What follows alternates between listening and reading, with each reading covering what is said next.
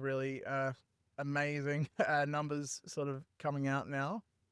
So currently standing at about $825 a credit after only, I think I joined Amber in September.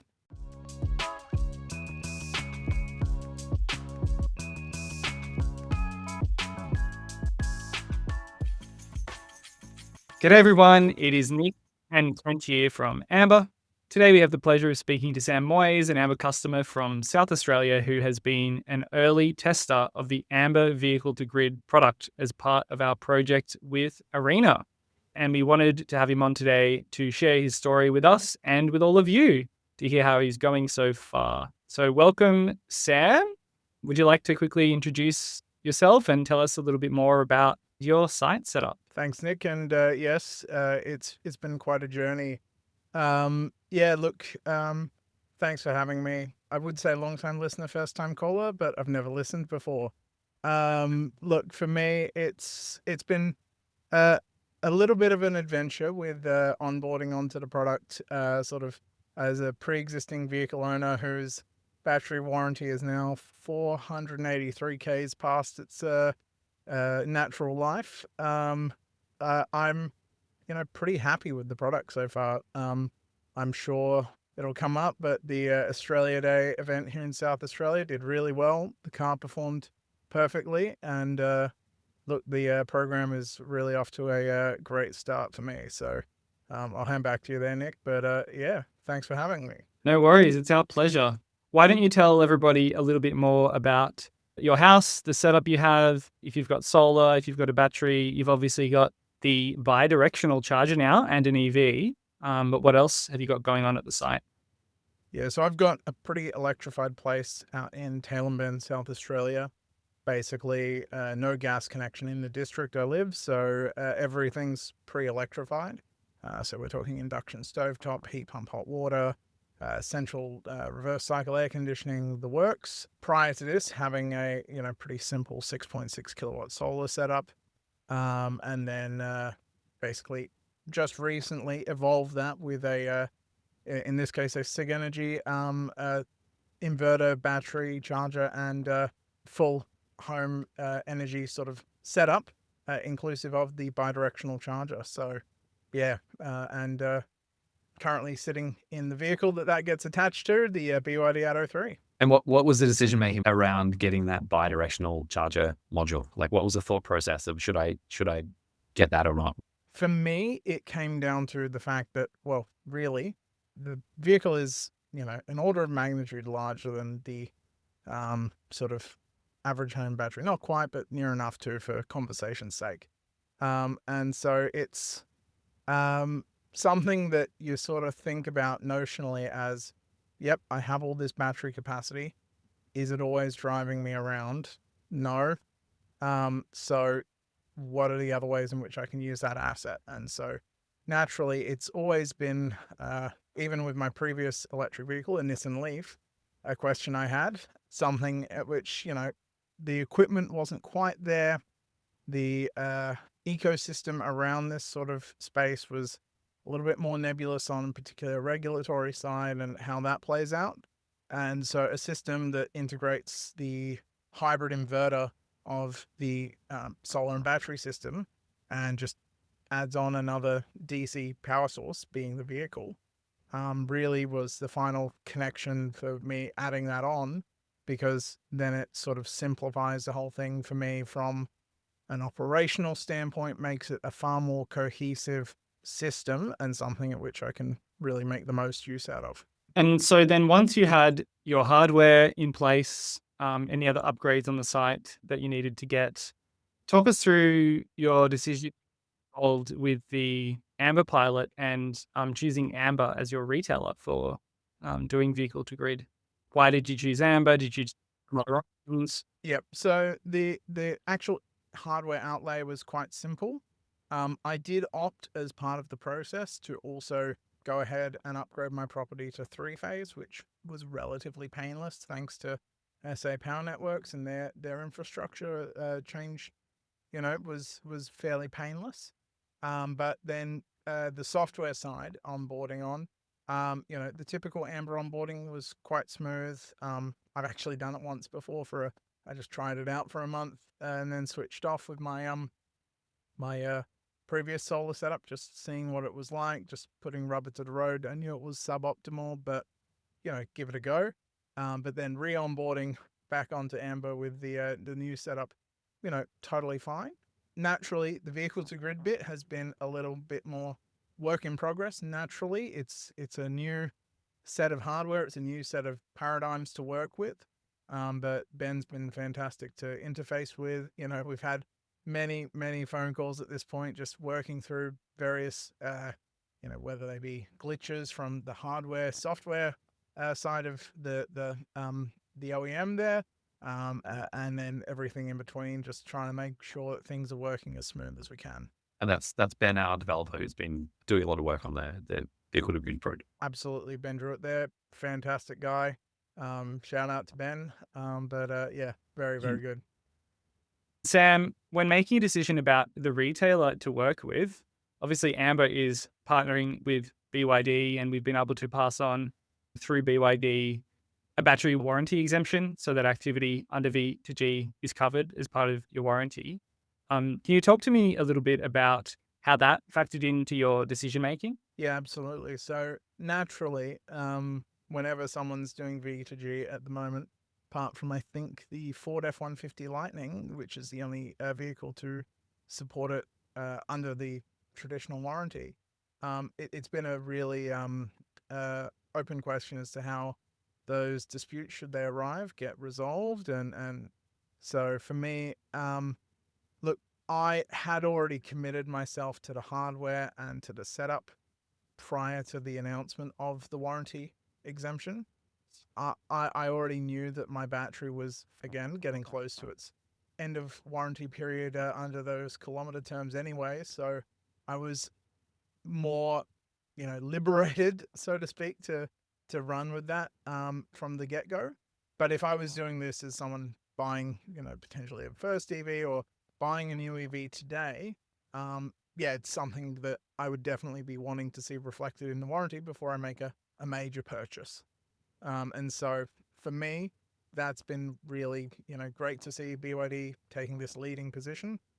Full disclosure, I was formerly involved with the BYD retail operation here in Australia, but that really doesn't weigh into my current perspective. It's just as a consumer, what you'd want to see for, if you're buying a vehicle to take it off-roading, you want to see that the warranty is fit for those purposes.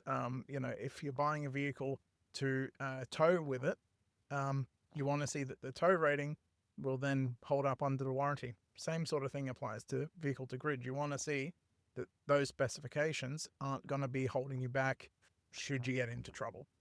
Sam, slight tangent here. You've hit your kilometers. How is your battery health at this point? I know that's like a topic that a lot of people are very interested with. Yeah, great question. I have actually had it independently checked recently by a third party. So Avalou, based out of Austria, they've just come to Australia. I got a test done with them at Everything Electric down in Melbourne just recently. They reckon my battery's somewhere around 93% state of health. That, I would say, is on the lower end of what I would be expecting. But look, it doesn't sound out of the question to me. So that's a somewhat empirical number. But look, I still, when I drive into Adelaide, I'm still coming down the hill from the Adelaide Hills with the same percentage roughly as when it was new. So from a lived experience, I'm yet to see any real impact. It's great. So you've got this set up now, Sam, 3-phase upgrade. You've got the SIG unit. You've got your BYD Atto 3 often plugged in, doing both vehicle to home and vehicle to grid. What have you actually seen in terms of earnings from exporting back to the grid when there's a price spike, or feeding back to your home during times when the grid import price is expensive and you'd rather consume the energy from your car? What's actually happening when rubber hits the road? Well, when rubber is more stationary at home, it's been really It's true. good. I'm not When rubber's been at home, I'm very happy. It's reflective in my current Amber account standings. I just got all the bills up to date. Really, really amazing numbers sort of coming out now. So currently standing at about $825 a credit after only, I think I joined Amber in September. And with the increasing use of vehicle to grid, particularly thanks to the software stack developed there by Ben, maximizing the utility of that, it's really come out to some pretty fantastic results there. So last month, I had one event where I credited myself in one afternoon on the 26th of January, $700 odd. I think it was about 723 negative for the day, which was predominantly in one event in the afternoon, and that was pretty incredible. That's exporting with 3-phase 22 kilowatt. So in South Australia, we have flexible exports available. So for a 3-phase connection, I can export at up to 30 kilowatts, provided grid conditions are amenable to that. So it's pretty incredible. I'm generally exporting less than 30 because most of the time, like my DC batteries, they're only able to export continuously about 8. And then the vehicle to grid element I have is only a 12.5 kilowatt unit. So for me, it's, I'm not getting the full fat 30 kilowatt as on the tin, so to speak. But I also quite like the fact that, I'm not slamming this hardware with everything it can possibly do. I come from a background where, you prefer not to run things at 100% for continuous durations unless you sort of have to. So I'd much rather see the system working not at its full duty cycle, so to speak, all the time. Can I just take us back one hop? You mentioned your current billing position being 800 and something in the green. Can you explain like what is that covering? Like that's your house, like what's all the energy costs? That is my energy costs for my house because I don't have any gas connection. That's on top of all of the might I say, somewhat optimized costs of hot water, of my everything that you can imagine, cooking, heating, cooling, all of those costs, factored in, and then the credits of exporting then factored in over top. And of course, the Amber subscription, which is, of course, factored in there each month, but, becomes a fairly negligible charge once you look at the credit position. And your transport, I assume, do you do the majority of charging of your EV at home? Yeah, I'm about 100 Ks out of Adelaide. So for me, that transport is, covered as a function of the system in aggregate. So maybe occasionally top up in Adelaide with a rapid charge. Thanks to the network we have here in South Australia. Full disclosure, was involved with that network.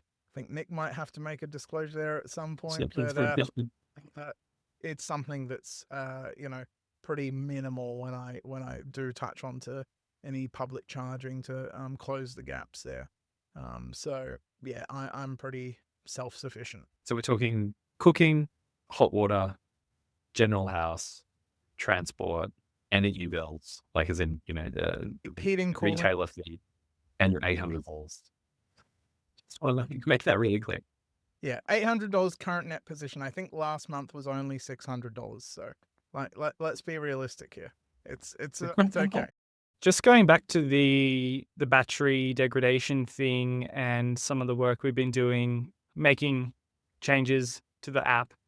I know that one of the rules that's currently put on your site is that the car will never drop below 20% state of charge. And I think that's partially to help minimize the, running the battery to a really, really, really low point and the risks that may be associated with that.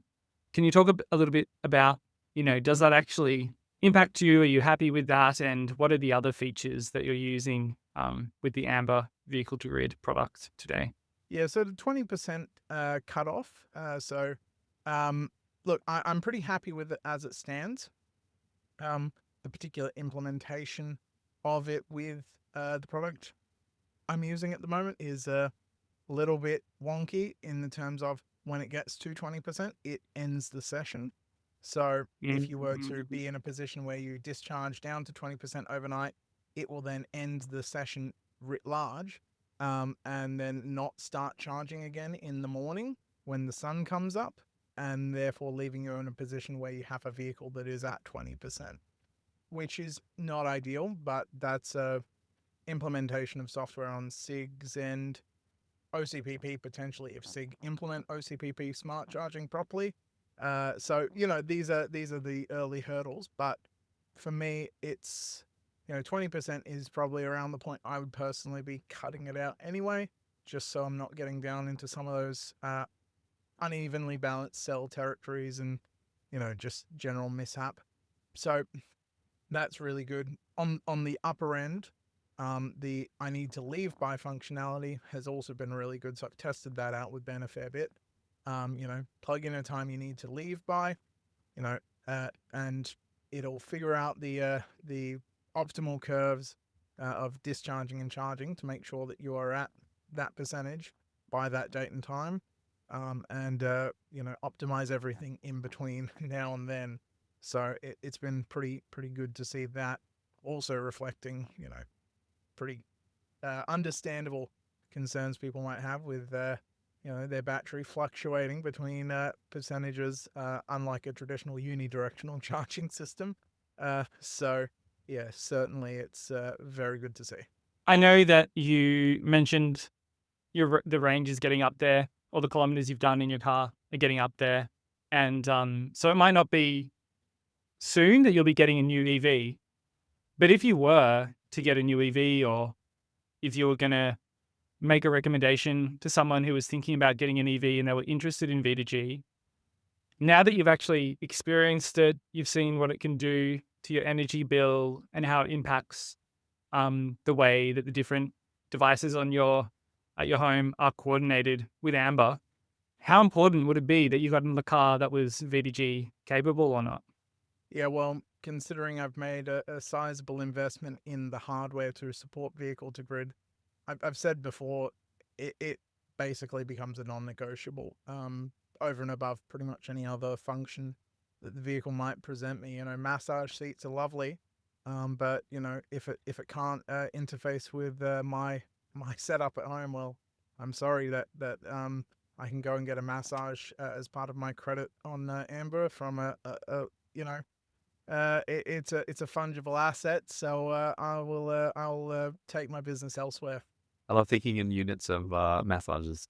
Has it changed any of the way that you use energy in your house, knowing that you have this kind of large battery parked at home? It hasn't in some ways. I've always sort of tried to align my usage with peak solar hours, that sort of thing, just because, I've got delay functions on my washing machine, my dishwasher, and my him pump hot water. So for me, it does mean that, I run a couple of servers at my place for, a couple of friends overseas who like to play Minecraft or whatever it happens to be. Having the assurity of a massive UPS for the entire house, it's really nice to see. So, I've had several instances, I can go back in my SIG app and look at all the grid disturbances. And, just a couple nights ago, I had one that lasted over 8 hours. That I did not experience. So really at that sort of rate, the idea of having a whole home UPS that can basically self-sustain off the solar, provided that the solar environment is amenable to it, is pretty stellar. Nice. One last question. Anything surprising, like anything that kind of you didn't expect to learn or discover or anything like that you're like, huh? Many things along this long and winding road. I, in my previous roles, tested a lot of vehicles against this system and looked at this. The biggest surprise is, a lot of OEMs do support this at a pretty base level. It's not a question of those OEMs actually having to do that much work to make this whole piece connect. They just have to be bold enough to acknowledge where the market's going and endorse that with their warranty. And honestly, just be honest with their customers about what their vehicles can do and be a bit prouder of it.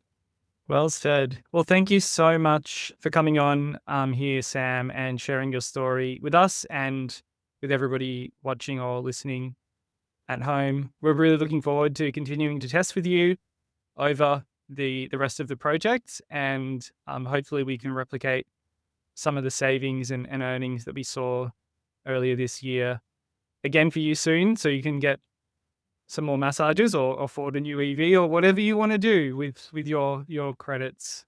But seriously, thank you. We really appreciate it. And hearing the warts and all, implementation details and how testing's going is, it's just great to hear the truth and the reality of what's happening. So thank you so much, and look forward to following up with you again soon. No worries. Thanks.